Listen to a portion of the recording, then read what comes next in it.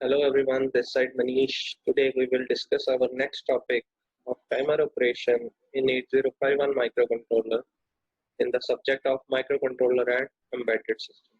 Right? So timer operation के बारे में पढ़ेंगे हम कि 8051 में जो दो टाइमर्स होते हैं वो कैसे काम करते हैं. राइट? तो चलो शुरू करते हैं. Many microcontroller applications require the counting of external events such as the frequency of a pulse train or the generation of precise internal time delays between computer actions. अब वो कह रहे हैं कि बहुत सारी माइक्रोकंट्रोलर की ऐसी एप्लीकेशन होती हैं जिसमें उसको बहुत सारे एक्सटर्नल इवेंट्स को काउंट करना पड़ता है, जैसे कि किसी ना किसी पेरिफेरल डिवाइस की फ्रिक्वेंसी को मेजर करना पड़ता है या वो इंटरनल टाइम डिलेस जनरेट करना पड़ता है फॉर एनी प्रोसेस. तो उस एप्लीकेशंस को करने के लिए जो है वो टाइमर्स की हेल्प लेता है. वो both of these tasks can be accomplished by using software techniques, but software loops for counting or timing keep the processor occupied so that other perhaps more important functions are not done. वो कहते हैं ये काम तो वो as a software technique के साथ भी कर सकता है कि वो किसी की फ्रिक्वेंसी बाहर वाले किसी पेरिफेरल की फ्रिक्वेंसी नोट करनी हो या चाहे टाइम डिले जनरेट करना हो. बट उसके साथ क्या होगा, जब सॉफ्टवेयर लूप लगाएंगे हम तो सॉफ्टवेयर लूप में क्या होता है, हम ऐसी इंस्ट्रक्शंस देते हैं कि वो उस प्रोग्राम को वहीं पे घुमाता रहता है, जिससे क्या होगा वो मेन प्रोग्राम जो है वो रन होता रहता है और वो कंट्रोलर कोई और काम कर नहीं पाता. ठीक है, और वो प्रोसेसर को ऑक्यूपाइड रखता है. तो वो जो प्रोसेस है that is something we can say not recommended by the researchers of microcontroller applications, right? So to relieve the processor from that burden, two 16-bit up counters which are named T0 and T1 are provided for the general use of programmer. तो उस चीज को, उस processor के burden को खत्म करने के लिए हमारे पास दो हमारे पास टाइमर्स होते हैं which are known as T0 and T1. ठीक है, जो कि प्रोग्रामर यूज करता है for the generation of time delays or for counting the external events frequency, right? Each counter may be programmed to count internal clock pulses, act as a timer. जब वो अब counter जो है या timer है वो एज अ टाइमर भी हम उसको यूज कर सकते हैं, एज अ काउंटर भी यूज कर सकते हैं उस पार्ट को. तो वो कहते हैं कि जब तो इंटरनल क्लॉक पल्सेस को वो मेजर कर रहा है कि उसके अंदर जो क्रिस्टल ऑसिलेटर लगा है, अगर तो वहीं से वो डिवाइड करके किसी पोर्शन को डिवाइड किया और उसके बाद वो इंटरनल जो क्लॉक पल्सेस अगर उसी को काउंट कर रहा है तो वो एज अ टाइमर काम कर रहा है उस टाइम पे. ठीक है, और अगर वो बाहर से किसी जो हमारे पास जो T0 एंड T1 पिन्स होती हैं इन द पोर्ट, जो लेफ्ट साइड पे पोर्ट होती है हमारी डुअल फंक्शन वाली, वहां पे जो पिन्स होती है T0 एंड T1, अगर हम बाहर से कोई हम पिन्स को काउंट करवा रहे हैं, एक्सटर्नल पल्सेस को काउंट करवा रहे हैं, तो that will act as a counter at that time, right? तो आगे इसके बारे में और क्लियर होगा. The 8051 has two counters and timers, counter/timers, which can be used either as a timer to generate a time delay or as a counter to count events happening outside the microcontroller. अगर वो internally clock pulses को count कर रहा है तो that is acting as a timer. अगर वो बाहर से कोई जो count event happening हो रहे हैं उनको count कर रहा है तो that is acting as a counter, right? So it has two timers. Again, we are repeating that timer 0 and timer 1. They can be used either as timer or as counters. Both timers are 16 bits wide. दोनों जो timer हैं वो 16 bit के हैं. ठीक है जी. But we can use it as a 8 bit. दोनों को हम 8 bit पे distribute कर सकते हैं. दो parts होते हैं हर timer के. ठीक है. Since the 8051 has an 8 bit architecture, each 16 bit is assessed as two separate registers of low byte and high byte. ठीक है जी. अब 8 बिट का आर्किटेक्चर होता है हमारा, इसलिए उनको भी दो 8 बिट के हिस्सों में बांटा गया है दोनों टाइमर्स को, राइट? और जैसे कि हम देख सकते हैं यहाँ पे the counters are divided into two 8 bit registers. जो लोअर बाइट के रजिस्टर्स होंगे टाइमर 0 और टाइमर 1 के, उनको हम बोलेंगे TL0 एंड TL1. और जो हायर बाइट्स के रजिस्टर होंगे in the timer 0 and timer 1, वो होंगे TH0 एंड TH1. मतलब अगर हम बात करें T0 की, टाइमर 0 की, तो ये दो हिस्सों में बांट दिया गया है. एक तो TL0, ठीक है जी, और एक TH0, राइट? TH0. ऐसे ही T1 जो है वो भी दो हिस्सों में बांटा गया है, TL1 और TH1, राइट। तो ऐसे ये दो दो 8 बिट्स के हम रजिस्टर बना दिए गए हैं टोटल 16 बिट टाइमर्स को, right. So all the counter action is controlled by bit states in the timer mode control. अब जो ये हम टाइमर्स को कंट्रोल कर रहे हैं या टाइमर्स को इनिशियलाइज कर रहे हैं या हम बोल सकते हैं कि टाइमर को रन करवा रहे हैं, तो वो किन किन रजिस्टर्स की हेल्प से करवा रहे हैं उसके बारे में बताया गया है। The counter action is controlled by bit states off timer mode control register. एक तो है टी मोड रजिस्टर, आगे बढ़ेंगे इसके बारे में। एक है हमारे पास टी कॉन रजिस्टर, ठीक है। तो ये दोनों जो रजिस्टर्स हैं that both are important for the timer functions, timer operations, ठीक है। T mode and T con registers, और कुछ प्रोग्राम इंस्ट्रक्शंस जो कि हमें फॉलो करनी पड़ती है to run the timers, right. तो आगे चलते हैं। अब ये एक टाइमर काउंटर ऑपरेशन होता है, कैसे होता है, सी दिस। हमारे पास जो इंटरनल ऑसिलेटर लगा है उसकी कुछ फ्रिक्वेंसी होती है, मतलब वो एक फ्रिक्वेंसी पे रन करता है। अगर हम उसको डिवाइड करें 12 के साथ, 12 डेसिमल के साथ, ठीक है। फॉर एग्जांपल ये होता है 11.0952 मेगाहर्ट्ज का। इसको हम 12 के साथ डिवाइड करेंगे तो ये क्या internally as a timer use होगा। दैट टाइम C/T बार क्या है, ये एक टी मोड की पिन है जिसको हम उस टाइम पे 0 रखेंगे, ठीक है। तो वो it will act as a timer, ठीक है। और जब टाइमर होगा तो क्या होगा, उस टाइम पे ये जो है इंटरनल क्लॉक पल्सेस को काउंट कर रहा होगा, ठीक है। और ये आगे टाइमर स्टेजेस के को हम देंगे। अगर हम एज अ इसको काउंटर यूज करना चाहते हैं, मतलब हम चाहते हैं कि बाहर से कोई पल्स आ रही है उसको हम काउंट करेंगे उसकी फ्रिक्वेंसी क्या है, तो उसके लिए इंटरनल ऑसिलेटर काम नहीं आएगा। उसके लिए क्या है, पहले तो C/T बार को हम 1 जो है सिलेक्ट करेंगे, ठीक है। और उस टाइम पे वो काउंटर बन जाएगा, और उस टाइम पे जो T1 और T0 पिन है माइक्रो कंट्रोलर की हार्डवेयर पिन है, उस पे जो भी हमारी वहां से सिग्नल आएगा उसको ये आगे टाइमर स्टेजेस में देगा, ठीक है। बट उसके बीच में एक और यहाँ पे स्विच लगा हुआ है, इसको हम गेट भी बोल सकते हैं। इसको हमने ऑन करना है किसी भी हालत में, मतलब we have to give it 1। अब इसको 1 देने के लिए हमारे पास देखो 3 ऑप्शंस हैं। एक तो TR1 या TR0, ये पिन है, ठीक है। ये कौन सी पिन है, ये टी कॉन रजिस्टर में होंगी, ये आगे पढ़ेंगे हम। एक हमारे पास है गेट बिट, वो है टी मोड की, उसको हम कोई इंटरनली सॉफ्टवेयर या थ्रू हार्डवेयर हम इसको 0 या 1 देंगे।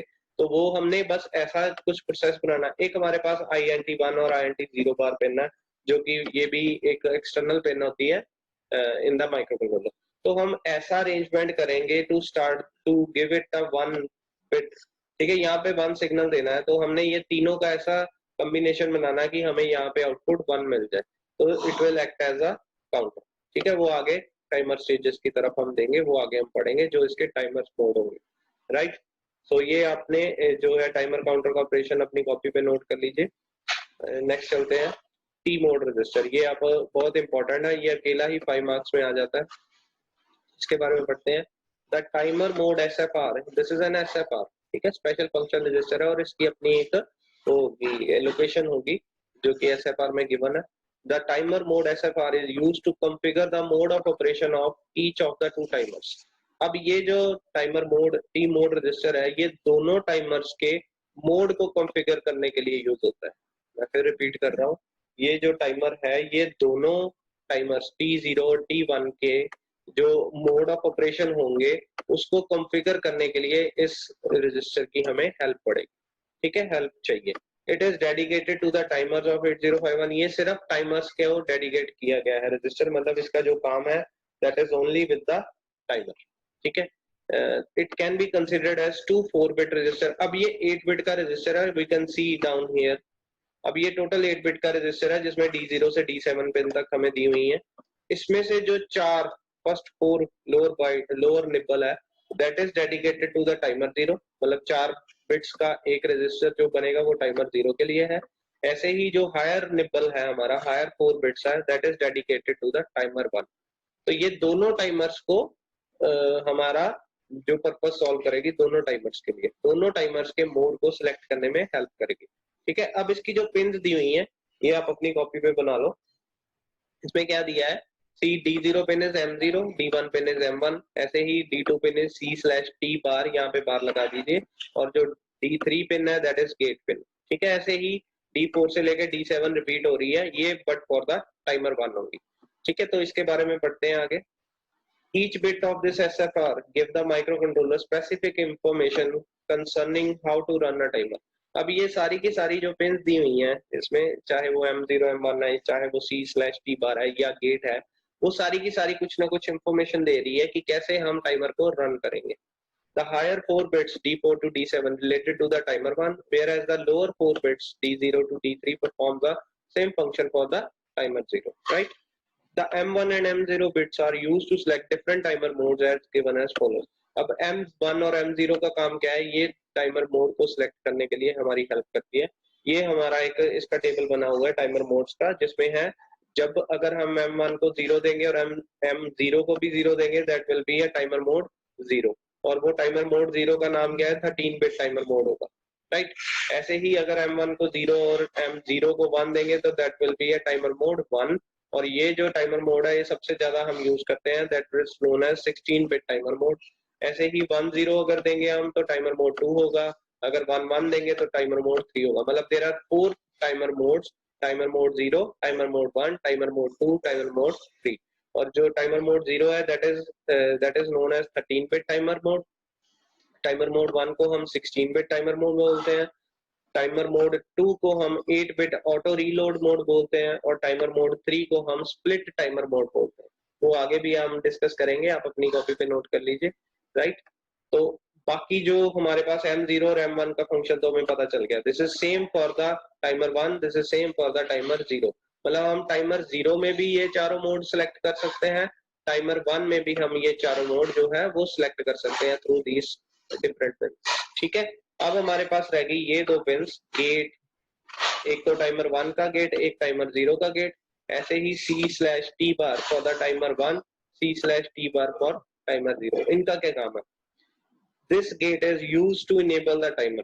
बेसिकली ये गेट जो है ये हमें टाइमर को ऑन या ऑफ करने में हेल्प करता है। अगर हम इसको see this getting control when set, अगर हम इसको 1 सेट मतलब 1 देंगे तो ये क्या करेगा, उसको गेट कंट्रोल करेगा। That means timer control is enable only while the INTX pin is high.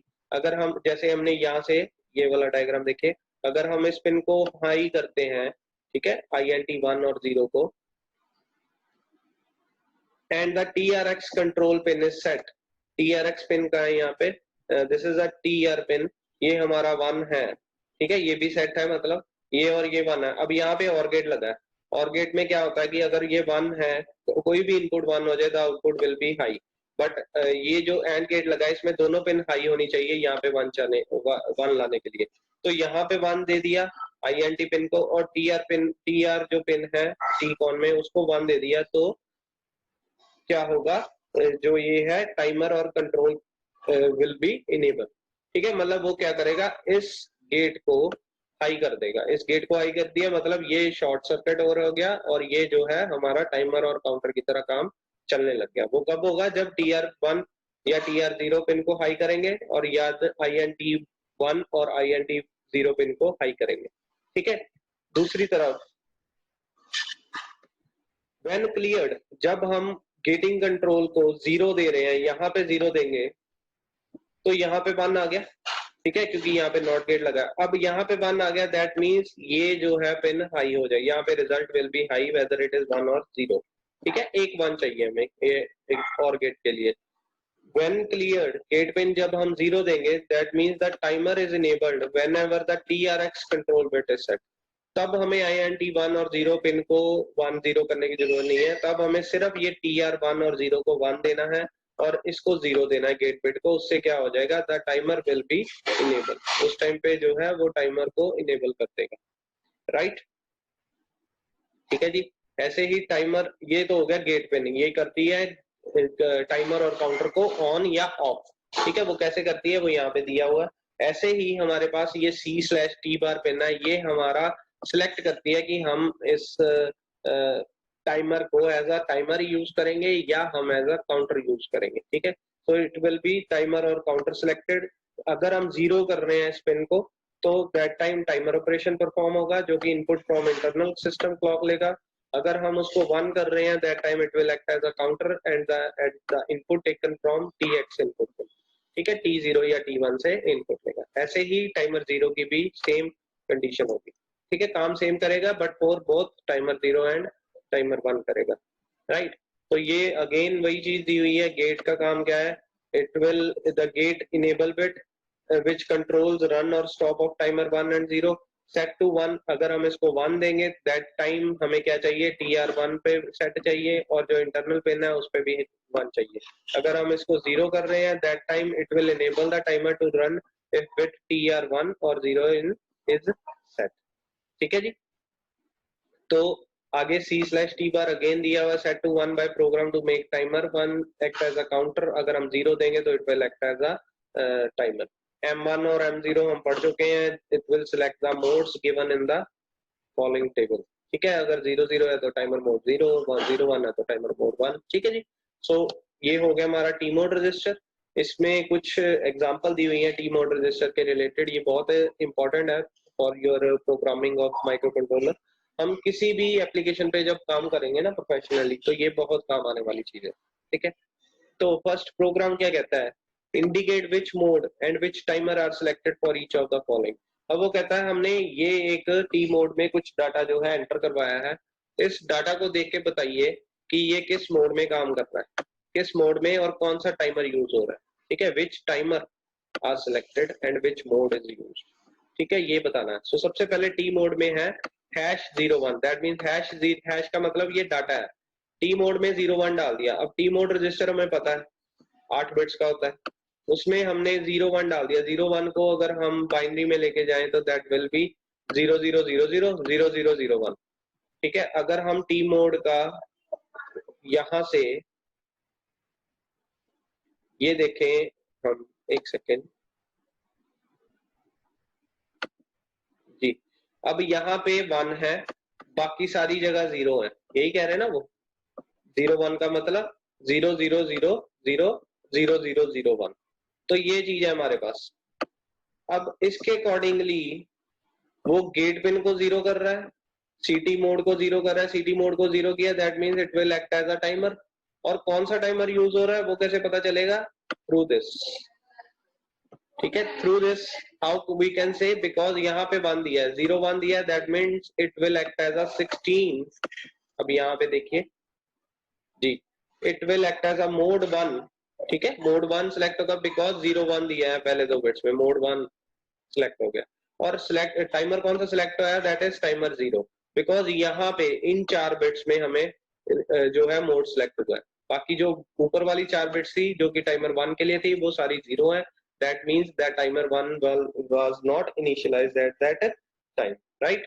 तो ऐसे ही नेक्स्ट हमारी जो एग्जांपल है that is move T mode 20h #20h। 20h का क्या बनेगा, दैट इज 0010 का और 0000, मतलब T0 सिलेक्ट नहीं हुआ इस बार। अब T1 सिलेक्ट हुआ है, टाइमर 1 सिलेक्ट हुआ है, ये हमें पता चल गया, बट मोड कौन सा है वो कहां से पता चलेगा, 10 से। 10 जब हम M1 M0 को देंगे that time the mode 2 will be selected off timer 1, ठीक है। सेम थर्ड एग्जांपल क्या कह रही है, टी मोड में हमने डाला /12h 12h मतलब 0001 1 के लिए, 2 के लिए 0010। अब यहाँ पे दो टाइमर्स इंडिपेंडेंटली काम कर रहे हैं, दोनों टाइमर इनिशियलाइज हो गए हैं, ठीक है, और दोनों अलग अलग मोड में काम कर रहे हैं। तो ऐसे भी पॉसिबल है, दोनों टाइमर्स अपना अपना काम कर सकते हैं किसी भी मोड में।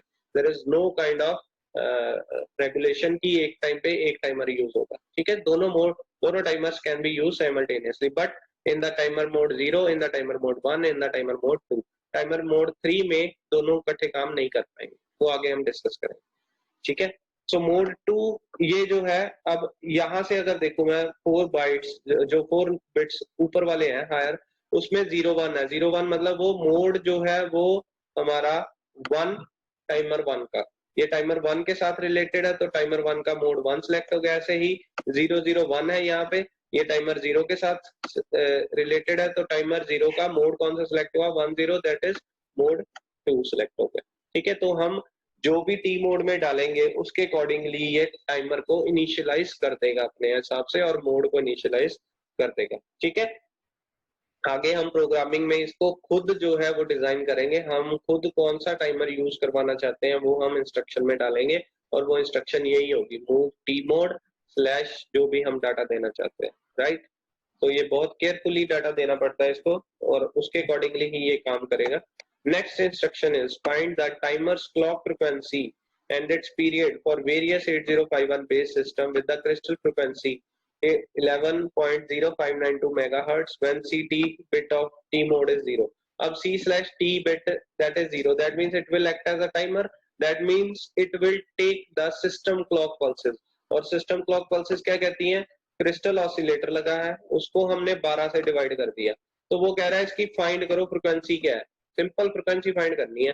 वो कैसे करेंगे, क्रिस्टल ऑसिलेटर की फ्रीक्वेंसी हमें गिवन है, दैट इज 11.0529 मेगाहर्ट्ज। ठीक है, 11.0529 मेगाहर्ट्ज, इसको डिवाइड कर दिया 12 के साथ, हमारे पास आ गया 921.6 किलोहर्ट्ज। यहाँ पे मेगाहर्ट्ज दिया है, इसको काट के किलोहर्ट्ज कर दो। ठीक है, ये किलोहर्ट्ज में देगा जब डिवाइड करेंगे हम। अब इसी किलोहर्ट्ज को हमने, ये तो हो गया हमारा टाइम पीरियड। ठीक है, अब हमने फ्रीक्वेंसी निकाली, तो हमें पता है the frequency is equal to 1/t। तो सिंपल ये जो हम t है इसको डिवाइड करें, sorry this will be the frequency. अब हमने टाइम पीरियड निकालना है, that is equal to t is equal to 1/f। अब हमें f गिवन है, दैट इज 921.6 मेगा किलोहर्ट्ज। अब हम इसको जब डिवाइड करेंगे the answer will be 1.085 microsecond. So this will be the frequency और time period of 1 clock pulse in a timer. मतलब एक, जब वो टाइमर 1 काउंट करेगा या 2 काउंट करेगा या 3 काउंट करेगा, वो कितने सेकंड बाद करेगा, वो करेगा 1.085 माइक्रोसेकंड बाद वो 1 काउंट करता रहेगा through this internal clock cycle. Right, आगे चलते हैं। अब इनिशियलाइज कैसे करना है, किसी भी टाइमर को रन कैसे करवाना है, तो वो चीज यहाँ पे बताई हुई है। Timers of 8051 do starting and stopping by either software or hardware control। अब हम किसी भी टाइमर को जो है वो रन करवा सकते हैं थ्रू सॉफ्टवेयर और through hardware control. In using software, अगर हम सॉफ्टवेयर के साथ उसको रन करवाना चाहते हैं, ठीक है, that time to start and stop the timer gate should be 0। ठीक है, जब हम उसको स्टार्ट करवाना चाहते हैं किसी भी टाइमर को, तब गेट की वैल्यू हमें 0 देनी पड़ेगी। The start and stop of the timer are controlled by way of software by the TR bit, TR0 and TR1। ये जो TR बिट है ना, ये कहाँ पे मिलेगी हमें, TCON रजिस्टर में मिलेगी। आगे हम TCON रजिस्टर पढ़ेंगे, तो वहां पे ये बिट होगी, टाइमर 0 के लिए अलग है, टाइमर 1 के लिए अलग है। ठीक है, तो वहां से हम ये जो है टाइमर को स्टार्ट और स्टॉप करवा सकते हैं। अगर हम इस पिन को TR को सेट कर दें, सेट मतलब सेट B TR1 कर दें या सेट B TR0 कर दें, तो it will start the timer. अगर हम उसको क्लियर कर दें, CLR TR1 या CLR TR0 कर दें, तो उस टाइम पे it will stop the timer. ठीक है, These instructions start and stop the timer as long as gate is equal to 0 in the T mode register। और ये कब तक उसको स्टार्ट और स्टॉप करेंगे, जब तक हम गेट की वैल्यू 0 रखेंगे इन द सॉफ्टवेयर प्रोसेस। ठीक है, ये तो हो गया सॉफ्टवेयर, बाय यूजिंग सॉफ्टवेयर। अब हार्डवेयर से कैसे कंट्रोल करना टाइमर को, the hardware way of starting and stopping the timer by an external source is achieved by making gate is equal to 1 in the T mode। अगर हम gate को 1 कर दें तो वो एज अ हार्डवेयर हम उसको मतलब हार्डवेयर पे हम इनपुट ऐसे देंगे कि वो स्टार्ट और स्टॉप हो जाएगा। राइट, वो आगे पढ़ेंगे हम। तो this was our T mode register. इसके रिगार्डिंग कोई प्रॉब्लम है तो आप वहां से मुझसे पूछ सकते हैं। 5 नंबर का ये क्वेश्चन आएगा और ये आपने बहुत ही इंपॉर्टेंट है, अपनी कॉपी पे नोट कर सकते हैं। राइट, तो हम अपना नेक्स्ट टॉपिक स्टार्ट करते हैं, दैट इज TCON रजिस्टर। जैसे हमने लास्ट में अभी T मोड रजिस्टर पढ़ा, जो कि हमें टाइमर्स के मोड को कॉन्फ़िगर करने के लिए यूज होता है। Same as it is TCON register का अपना एक स्पेसिफिक काम है, जो कि क्या है, the timer control SFR। This is the TCON stands for timer control and this is also an SFR। ये भी एक SFR है जिसकी 8 बिट्स होंगी। ठीक है जी, और ये इसकी एक पर्टिकुलर लोकेशन होगी in the SFR table. It is used to configure and modify the way in which two timers operate. अब ये क्या काम कर रहा है, ये हमें उस टाइमर को कॉन्फ़िगर करने के लिए और वो जिस तरह काम कर रहा है उसको मॉडिफाई करने के लिए, या उसको मॉडिफाई मींस उसके काम को चेंज करने के लिए जो है वो हम TCON रजिस्टर जो यूज करेंगे. As the name implies, control, timer control, मतलब ये टाइमर को कंट्रोल करेगा कि कैसे कब उसको स्टार्ट करना है, कब उसको स्टॉप करना है और कैसे उसको मॉडिफाई करना है टाइमर्स को, राइट. तो ये सारे काम वो करता है. It consist of control bits and flags. अब ये क्या है, it consist of control bits, इसमें कुछ कंट्रोल बिट्स होंगे और कुछ फ्लैग्स होंगे जो कि हम पढ़ेंगे नीचे.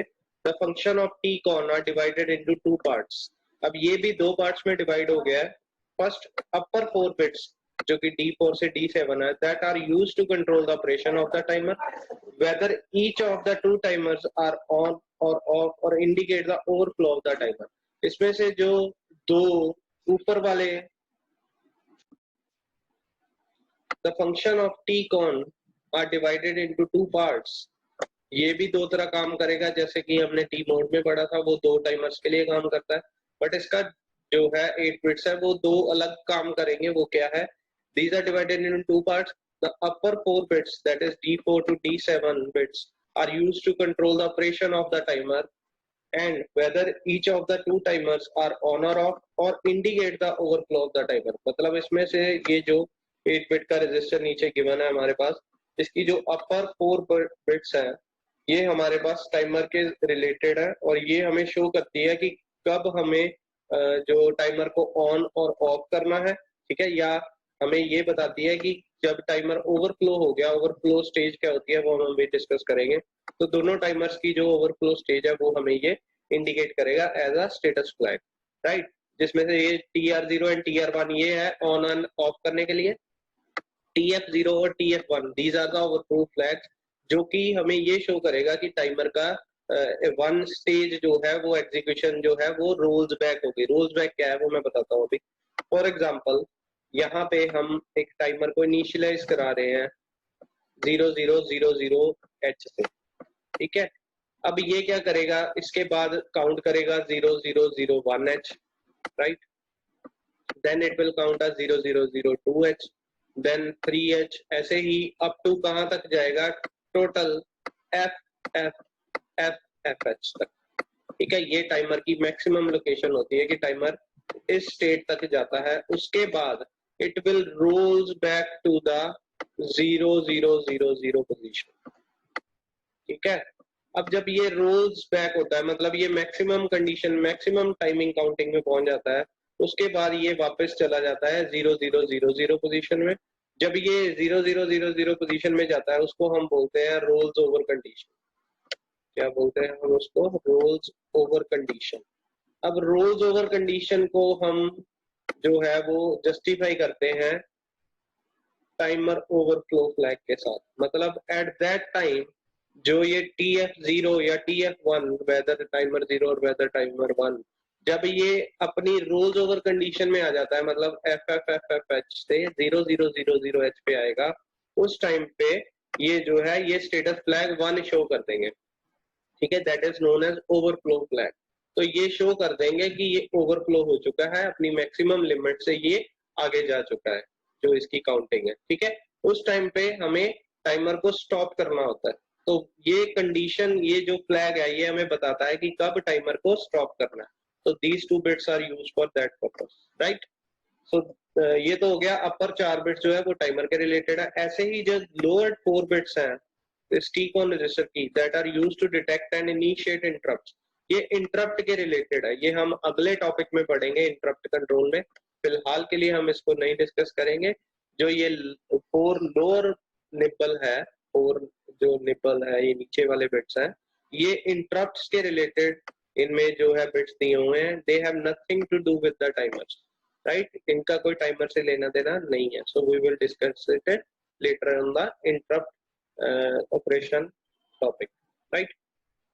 सो अब TCON रजिस्टर की जो केली पिन है उसके बारे में इन्होंने बताया हुआ है. जो TF1 है that is a 7th bit, और ये टाइमर 1 की ओवरफ्लो फ्लैग है, ये आप कॉपी पे नोट कर लिए। इट इज सेट, ये 1 हो जाती है कब, जब when timer rolls over all ones to 0, जब जो टाइमर है वो पूरा जब 16 बिट के 1 से वापस 0000 पे आएगा, तब ये जो टाइमर फ्लैग है ये सेट हो जाता है, 1 हो जाता है। And it is cleared when processor vectors to execute interrupt service routine located, और इसको हम क्लियर कर सकते हैं through some software instructions, right.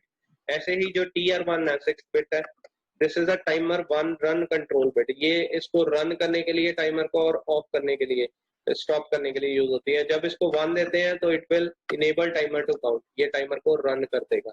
जब हम इसको 0 देते हैं, it will program to halt timer, ये टाइमर को स्टॉप कर देगा, ठीक है। ऐसे ही TF0 है 5th बिट है, वो टाइमर 0 के रिलेटेड है, उसका ओवरफ्लो फ्लैग है, ठीक है। सेम वही काम करता है जो TF1 करता है। ऐसे ही TR0 जो है वो टाइमर 0 का रन कंट्रोल बिट है, मतलब टाइमर 0 को रन करने के लिए this bit should be high, और 0 करेंगे तो दिस स्टॉप्स द टाइमर, ठीक है। और बाकी जो 4 पिन है वो हम डिस्कस करेंगे later in the interrupt topic, right. Modes of the timer, तो ये था हमारा T-con रजिस्टर। आई होप सबको ये क्लियर हो गया हो, ठीक है जी। हम नेक्स्ट टॉपिक स्टार्ट करेंगे इसके बाद।